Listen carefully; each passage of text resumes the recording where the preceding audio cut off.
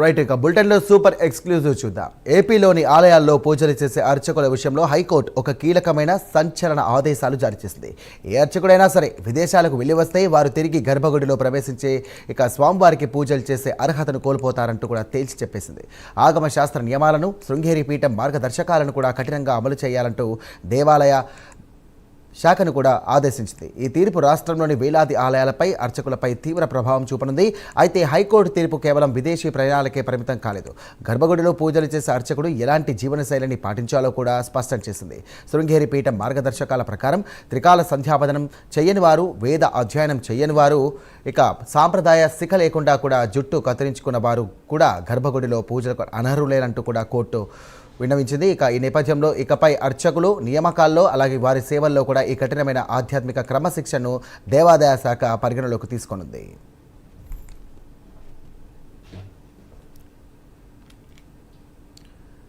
Right, ఇదే అంశానికి సంబంధించి మరిన్ని డీటెయిల్స్ అందించడానికి మా కరెస్పాండెంట్ రవివర్మ సిద్ధంగా ఉన్నారు. రవివర్మ, చెప్పండి, అర్చకుల విషయంలో సంబంధించి కూడా కోర్టు ఈ సంచలన తీర్పు కూడా ఇవ్వడం జరిగింది. దీన్ని అర్చక సంఘం కానివ్వండి, బ్రాహ్మణులు కానివ్వండి, ఏ విధంగా స్పందిస్తున్నారు? ప్రస్తుతం అక్కడ పరిస్థితి ఏ విధంగా ఉంది?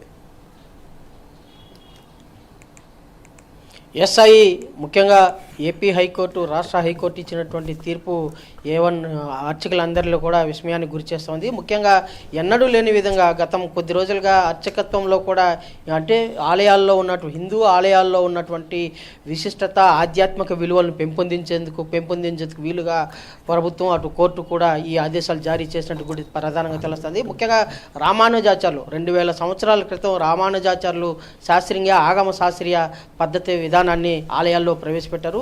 అలాంటి ఆలయాల్లో ప్రవేశపెట్టినటువంటి రామానుజాచార్యుల శాస్త్రీయ విధానం, ఆగమ శాస్త్రీయ విధానం నేటికీ తిరుమలలో కొనసాగుతూ ఉంది. హిందూ ఆలయాల్లో అత్యంత ప్రధానమైనది తిరుమల శ్రీవారి ఆలయం. అలాంటి ఆలయంలో కూడా నేటికి ఆ విధానాన్ని కొనసాగిస్తున్నారు.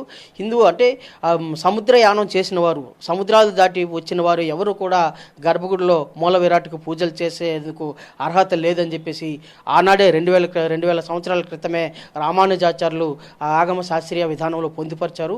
ఆ శాస్త్రీయ విధానం ప్రకారమే నేటికి ప్రధాన ఆలయాల్లో, కొన్ని ఆలయాల్లో ఇవాళకి కూడా సముద్రయానం చేసినటువంటి అర్చకులైతే పూజా కైంకర్యాలకు అనర్హులని చెప్పేసి కూడా ప్రస్తావించారు.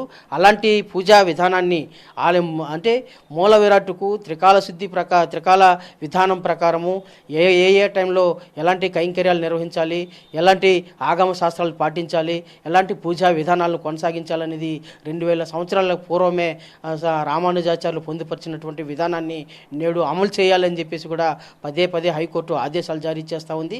అయితే 2010లో నెలకొన్నటువంటి టీటీడీలో 2010లో ఆగమ శాస్త్రంలో అంటే అర్చకుల 4 ప్రధాన కుటుంబాల మధ్య నెలకొన్నటువంటి వివాద నేపథ్యంలో ఈ అర్చక సూస్త్ర విధానాన్ని కూడా హైకోర్టు దృష్టికి తీసుకెళ్లారు.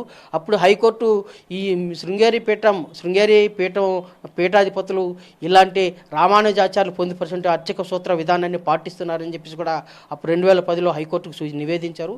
ఆ విధానాన్ని కొనసాగించాలని చెప్పి అప్పట్లోనే దేవాదాయ శాఖ అయితే ఆదేశాలు జారీ చేసింది. అయితే అది నేటికి పూర్తి స్థాయిలో అమలు కాలేదన్న భావన ఇవాళ హైకోర్టులో ఉత్పన్నమైందని చెప్పి కూడా తెలుస్తూ ఉంది. ఆ మేరకే అందుకనేసే ఇవాళ ఆలయాల్లో ఆధ్యాత్మిక విలువలు పెంపొందించాలి, భక్తుల విశ్వాసాలను చూరగొనాలంటే మూల విరాట్టు పూజారి యొక్క అర్చక జీవన విధానంలో కూడా మార్పు రావాలి. తదనుగుణంగా కఠినమైన విధానాలను అమలు చేసినప్పుడే భక్తుల్లో ఆధ్యాత్మిక విలువలు పెంపొందుతుంది, హిందుత్వం పట్ల విశ్వాసం పెరుగుతుందని చెప్పే భావన హైకోర్టు భావించింది. కాబట్టి ఇవాళ సముద్రయానం చేసి వచ్చిన అర్చకులు మూల విరాట్టుకు ఆ పూజా కైంకర్యాలు చేసేందుకు అనర్హులని చెప్పేసి ప్రకటించింది. అయితే ఇలాంటి విధానాన్ని గతంలో ఉన్నటువంటి ఆలయాల్లో అన్ని రకాల ఆలయాలు అంటే దేవాదాయ శాఖ పరిధిలో 4 రకాలుగా ఆలయాలు 4 గ్రేడులుగా విభజించబడింది. ప్రధానంగా ఏ గ్రేడ్లో ఉన్నటువంటి ఆలయాల్లో మాత్రమే కొన్నిట్లోనే అంటే టీటీడీ శ్రీశైలం, విజయవాడలో ఉన్నటువంటి కనకదుర్గ ఆలయం ఇలాంటి ఆలయాల్లో మాత్రమే ఈ ఆగమ శాస్త్రాన్ని అమలు చేస్తూ వస్తున్నారు. మిగిలిన ఆలయాల్లో అమలు చేస్తున్నారా లేదా అన్నది ప్రశ్నార్థకంగా నెలకొనింది. అయితే ఇలాంటి ఆలయాల్లో కూడా అంటే బి గ్రేడ్, సి గ్రేడ్ ఆలయాల్లో కూడా ఇలాంటి విధానాన్ని అమలు చేయాలి, అప్పుడే హిందుత్వం మీద భక్తిభావం విశ్వాసం పెరుగుతుంది అని చెప్పేసి అర్చక విధానం పట్ల కూడా ఒక నమ్మకం అనేది ఏర్పడుతుందని చెప్పి కూడా హైకోర్టు ప్రధానంగా భావించే ఇవాళ విదేశాలకు వెళ్ళి వచ్చిన అర్చకులు ఎవరైతే ఉన్నారో వారు మూల విరాట్కు పూజలు చేసేందుకు అనర్హులు అని చెప్పేసి కూడా ప్రకటించింది. అయితే ఇలాంటి విధానాల వల్ల కొంతమంది అర్చకుల్లో నొచ్చుకునే అవకాశం ఉందని చెప్పి కూడా తెలుస్తూ ఉంది. అంటే అర్చకత్వం విధానం అనేది ఒక శాస్త్రీయ పద్ధతితో కూడినటువంటి విధానము, అందుకని దానికి అనుగుణంగానే ఇవాళ హైకోర్టు సూచనలు చేసింది. అయితే దీని మీద పూర్తి స్థాయిలో చర్చలు జరిగే అవకాశం ఉందని చెప్పి అర్చక సంఘం వాళ్ళు మరింత సుదీర్ఘ చర్చ జరిగే అవకాశం ఉందని కూడా తెలుస్తూ ఉంది. సాయి.